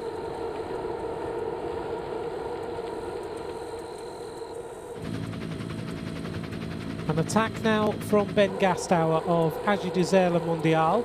He put into place what we call the breakaway burrito, which is another power-up that can be used by him. So he has used that very well. It means he can break away 10 seconds as we now see the top of the climb, and a big sprint, and Walsleben was up there, but Freddy Ovett takes the climb ahead of Walsleben, who again scores points in the top 2. 3 riders going away. So that breakaway burrito that Gastower used makes him undraftable by any riders for 10 seconds. So if you put it in place at the right time, you can get a little bit of a gap. 3 riders going clear now though. Freddy Ovett is one of them. As we work our way down to 1 lap to go. Ovett goes into the super top. There you go, left-hand side. He's not even pedaling now. He's got himself up to speed. He can now just let himself recover. He can take a drink. Then he'll start to kick on now and make sure he stays in the group as everyone comes back to him. It's a really good use of his knowledge of this platform. He'll get himself into the draft, and then he'll be okay. So he's done that really well. Alex Dowsett in here at the back, the former hour record holder. Here's the sprint, and Freddy Ovett takes it from Walsleben. Then Gastower in 4th place. Looks like one of the Trek Segafredo team in 3rd as they made their way across the top.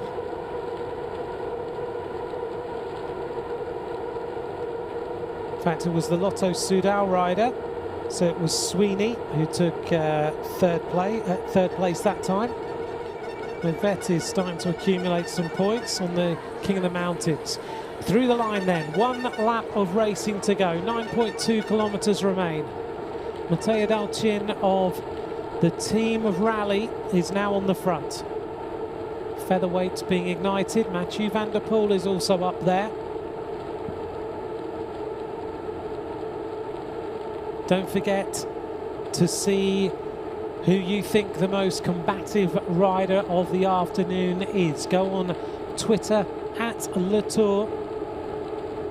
One of the riders has put the ghosting cloak on, which means that he can now break away without any riders seeing him. Mathieu van der Poel's stats up on the screen, 105 revs a minute. So he's having to spin along nicely. There he is. What a pedaling style this rider has. Who will ever forget him winning that incredible finish to Amstel Gold, world champion of cyclocross, winner of Dwars door Vlaanderen, winner of Brabantse Pijl. I'm lucky enough to watch him all winter on World Cup cyclocross. He is one special rider. Is he going to win this afternoon? Well, we had a surprise in the women's race. Will we get a surprise in the men's? Thanks for all your messages this afternoon on Twitter. Matthew Cox, thanks for your message, for watching. If you'd like to get in touch through the 6 stages at Ant McCrossan is where you can get me on Twitter. Peter Seri now of De Koenig Quickstep is up towards the front. Roman Seacard is also there, so is Bosenhagen. Witkowski has not gone on the attack at all. He's always been there or thereabouts. The next sprint is at 30.18 kilometres. Daryl Impey has scored 2 maximum points there. Mike Turnison has scored 1 of them. Rally Cycling, I know, are really up for this event over the next 6 stages. Van Rensburg puts on the van draft there, trying to go away. Just a reminder then, the little power up comes above the rider's avatar, increases the draft effect by 50% for 30 seconds. And Van Rensburg now going clear. Gets a bit of an advantage, 4 seconds now on Daryl Impey. Look at the watts he's putting in. 519 watts as he breaks away. So he's going to make his way down to the JWB bridge. Through the sprint point and then head to the cobbles by the Italian villas.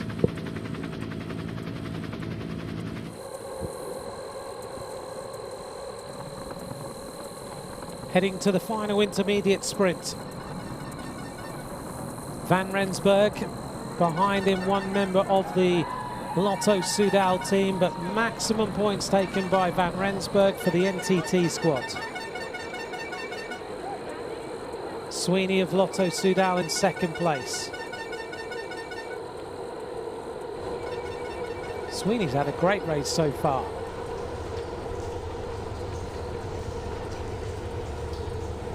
Daryl Impey comes back up to him. Also up there, Gibbons. It's all the same names at the front now, isn't it? Van Avermaet is there. Hedvold Bosenhagen, Nick Schultz. But who is going to win the first stage? Coming up towards the front now is Philip Valsleben again, getting ready for the final King of the Mountains of this stage, the first stage of the first ever virtual Tour de France. There's a replay. Van Rensburg ahead of the 2nd place rider Sweeney.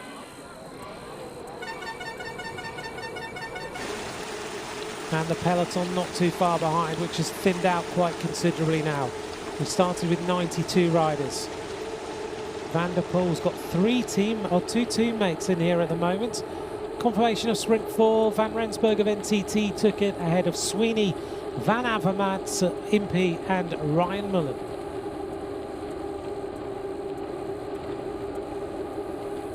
At the front now, Mikhail Kwiatkowski, world champion, winner Milano-San Remo.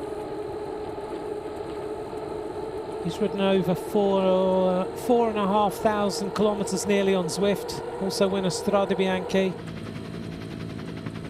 Strade Bianche could be the first race that we have when we get back to the start of the season. Let's hope so. Sivakov also up here. So we also have a couple of riders in this group.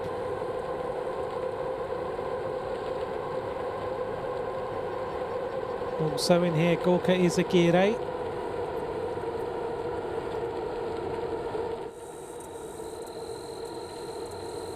Mitchelton Scott have the green jersey with 26 points to NTT's 25. So it looks like the work done by Daryl Impey means they will have green.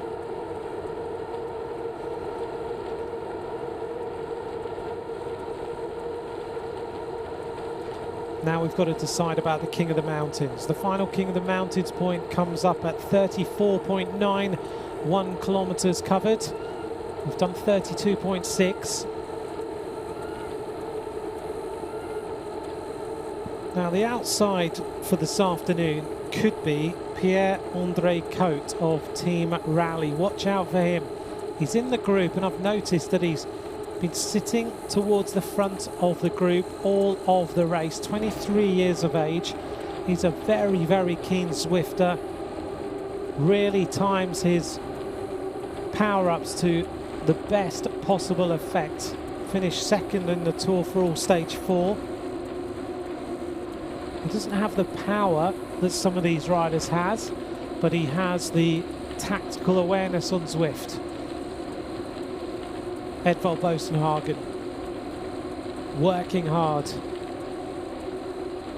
His bench press machine in the background. You can tell how hard this rider trains. Over 19,000 kilometers on this platform. Look how hard he's working now. Heart rate 181 beats per minute. He knows only 3.5 kilometers of racing to go. I think I just saw Greg Van Avermaet dropping away. Also finding it tough at the moment is Mike Turnerson. The pace is on at the front. Sivakov is putting in some power. 7.2 watts per kilo at the moment for Sivakov. On his wheel is Nick Schultz. Behind him is Sweeney. Then Freddy Ovett of Israel Startup Nation. Kwiatkowski is up there. Gavin Mannion is also there. So is Boasson-Hagen. Mathieu van der Poel is also up there. Kwiatkowski goes to the front now for Team Ineos.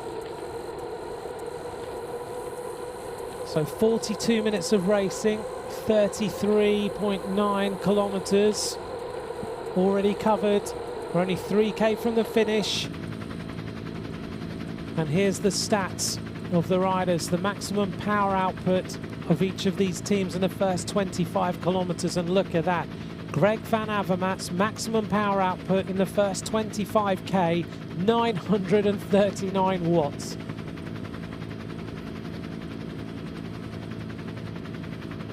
It's a little bit of a gap in this group now. Around 12, 15 riders opening up an advantage. 2.6 kilometers to go. We're near the King of the Mountains point. Remember, Valsleben took the first two. Ovett took the third, but Valsleben took second place.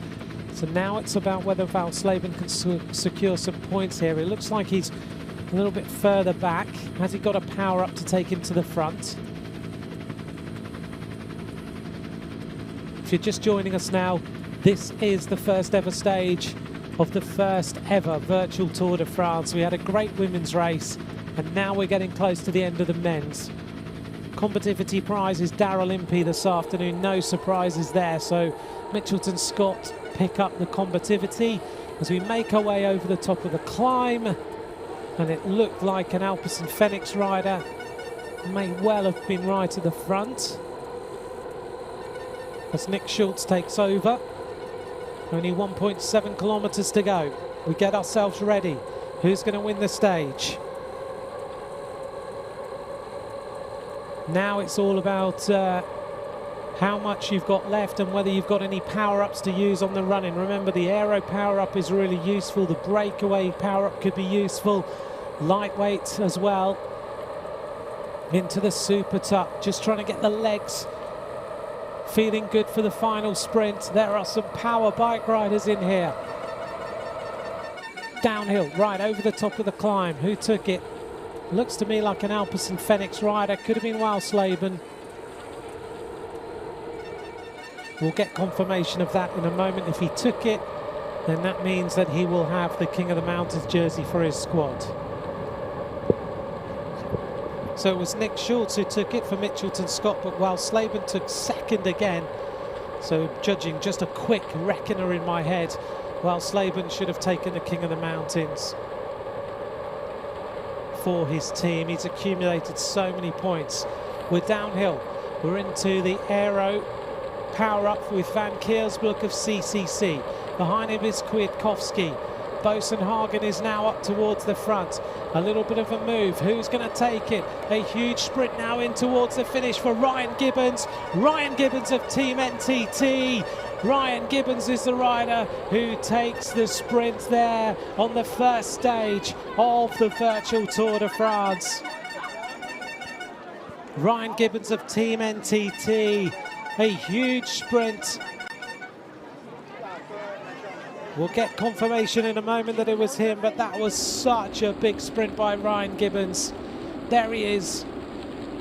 His avatar, Ryan Gibbons, takes stage number 1. Well, he trained for it. He'd done 230 kilometers on Zwift in the last few days. There he is, just warming down. 230k on here in the last few days. Ryan Gibbons very, very happy with that. Look at the effort. This simulated bike racing is not easy at all, is it?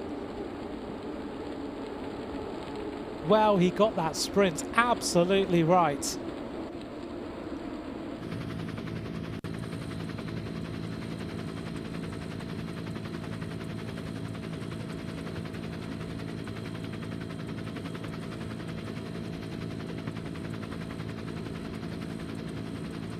Just shows you in terms of the sprint, you have to get it absolutely timed perfectly.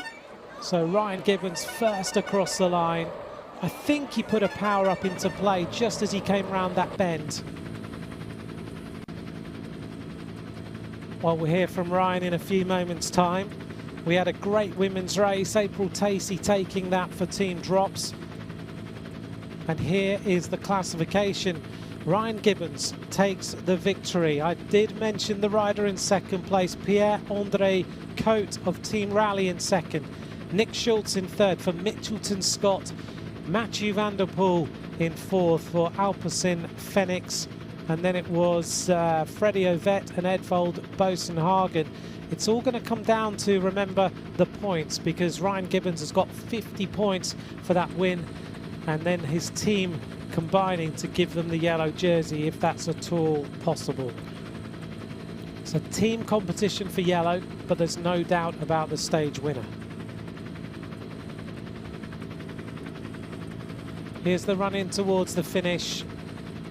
The aero power-up used by the rider in front. Van Avermaet was there.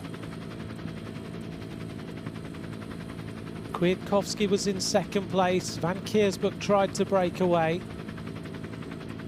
But as we got to the last few hundred meters, this is the moment he did. He ignited a power-up, the aero power-up for Ryan Gibbons. And behind him, I think was closing in Van der Poel, but Gibbons used that power-up at the perfect time.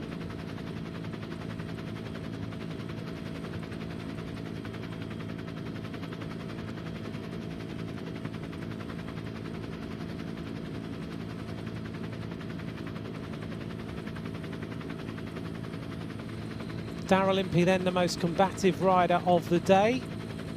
Just to tidy that up for you. The green jersey will go to Mitchelton Scott as well.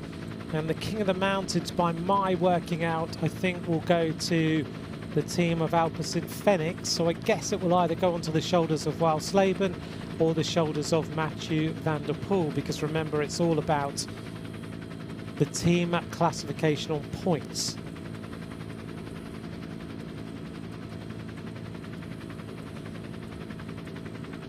In a few moments then we'll hear from Ryan Gibbons of Team NTT in our first ever virtual Tour de France.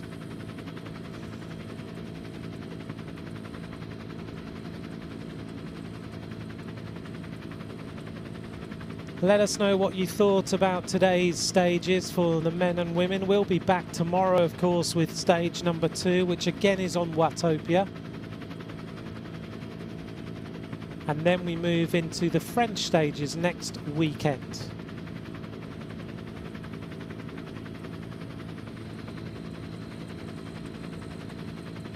Take a look also at Le Tour on Twitter, because there's all the details about Tour United, and the hashtag is TDF United, and that's because we're trying to raise as much money as possible for 5 cycling-related charities, and that's where you can help. Earlier on today, we had the first of our L'Etape du Tour, which has already secured its maximum number of 40,000 riders registered to take part in 16 rides on this platform over the next couple of weeks.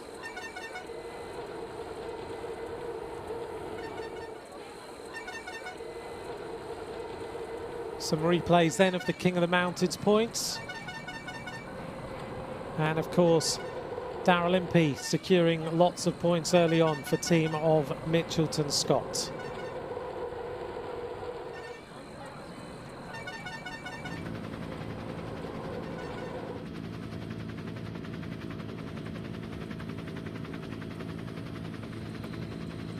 Well, I hope you've enjoyed our first ever virtual Tour de France.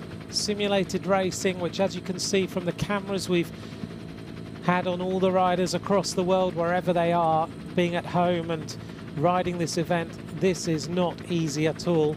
Over the 6 stages, we will ride 228.4 kilometers on Zwift. We will finish on the Champs-Élysées on stage number 6. Tomorrow we ride 29.5 kilometers on a mountain stage on Witopia. But let's join now the winner of stage number 1 of the first ever virtual Tour de France, Ryan Gibbons of Team NTT. Ryan, many congratulations. Summarise for me your feelings about winning our first ever stage of a virtual Tour de France. Oh, truly overwhelmed. I mean, it's such a great initiative, and it's really exciting to have something like this. I bet everyone's been missing a lot of racing. I know we have, and yeah, to be not only part of it, but to win the first stage, it's truly special. Talk me through that run into the finish, because this is extremely demanding, isn't it? It looked to me like you ignited a power-up with just a few meters to go. Yeah, a very tough route. So that final climb, you know, cresting that 2Ks to the finish. So I think everyone's pretty toast at the top of that, and then kind of saving a little bit for the downhill, and then fortunately having a power-up, I could go. Quite a fast run in, so I had to go quite early. But yeah, just once I went, I knew I had to keep going. So quite a long sprint, but yeah, happy to put it off. And the fans watching at home, we've had cameras on you, obviously, this afternoon and watching you. Just how tough is this compared to, okay, it's not as long as a stage of a Grand Tour, but how tough is it? Because it looks brutal. There's no respite, you know, like you say, it's not close to the length as a normal Grand Tour stage, but you know, in a Grand Tour, it's not flat out racing from start to finish. You know, there's a lot of times where you can kind of recover and you can have a chat with your friends kind of thing, where kind of from when you clip in to the finish line, it's absolutely full gas. And, you know, it's also, it comes down to pure power. So yeah, it's really ruthless, very tough. Not one easy second in that race. So glad it's finished. Great. Thank you very much, Ryan. Thank you for talking to us, and very well done, the winner of stage 1 of the virtual Tour de France. Thank you so much. Great to hear the insight from Ryan Gibbons as to his thoughts on that stage victory. You can see he's still trying to recover. That was very tough indeed. It might only be 36.4 kilometers, but it's 36.4 kilometers of flat-out effort. Here's the team classification. NTT with 80 points, Rally with 79, and Alpecin Fenix with 72.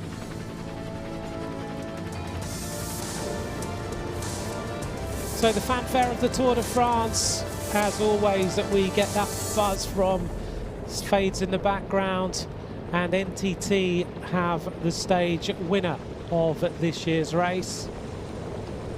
Stage number 1 of the virtual Tour de France. Ryan Gibbons with that huge effort on the run-in to the finish line. Rally Cycling, well, they've got the wildcard invite and they produced second place with 79 points. I did say Pierre-André Cote is a rider we should definitely watch out for.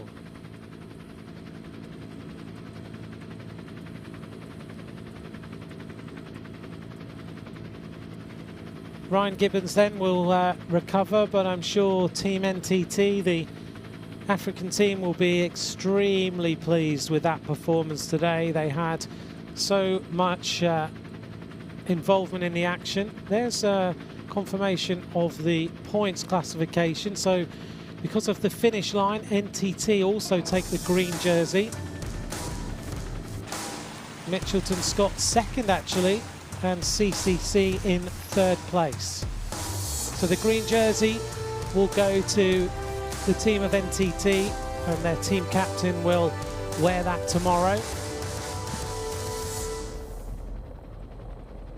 The yellow jersey on their shoulders as well.